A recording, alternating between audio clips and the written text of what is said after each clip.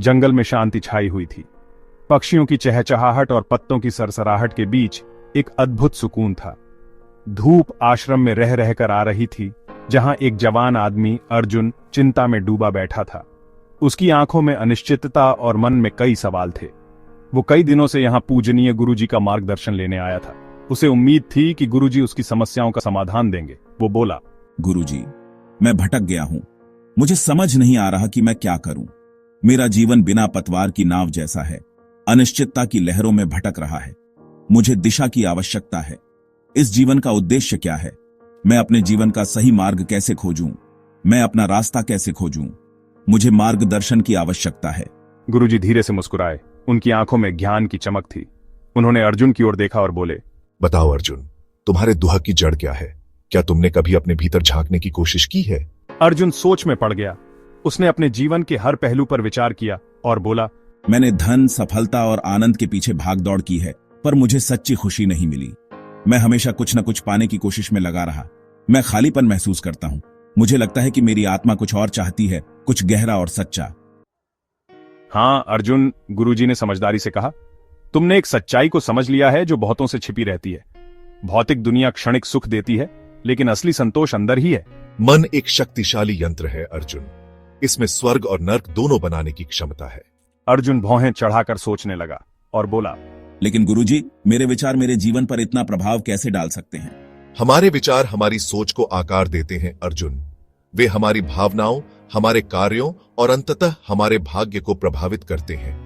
अगर आपका मन नकारात्मकता, भय और संदेह से भरा है, तो आप ऐसे अनुभवों को आकर्षित करेंगे जो उन विचारों को दर्शाते हैं। इसलिए अपने विचारों को सकारात्मक और प्रेरणादायक बनाना महत्वपूर्ण है। यह आपके जीवन में शांति और संतोष लाएगा। लेकिन गुरुजी, दुनिया दुख और अन्याय से भरी है। मैं ऐसी विपरीत परिस्थितियों में सकारात्मक कैसे रह सकता हूं?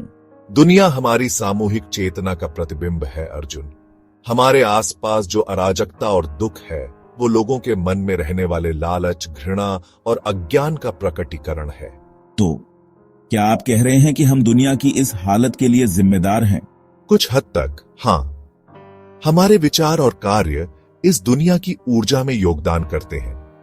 हालांकि हमारे पास अपने मन को शुद्ध करके और प्रेम, करुणा और ज्ञान फैलाकर सकारात्मक बदलाव लाने की भी शक्ति है।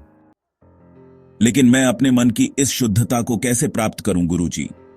क्या कोई विशेष मार्ग है जिसे मुझे अपनाना चाहिए?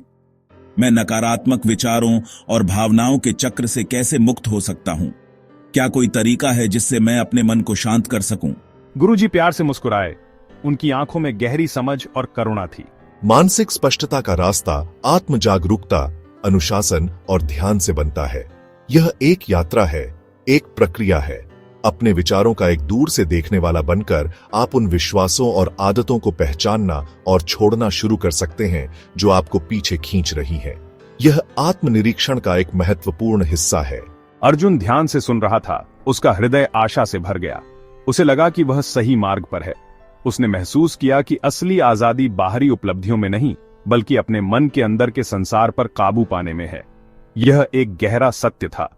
नए दृढ़ संकल्प के साथ उसने गुरुजी के ज्ञान के मार्गदर्शन में आत्मचिंतन और ध्यान के अभ्यास के लिए खुद को समर्पित करने का संकल्प लिया। यह उसकी नई यात्रा की शुरुआत थी।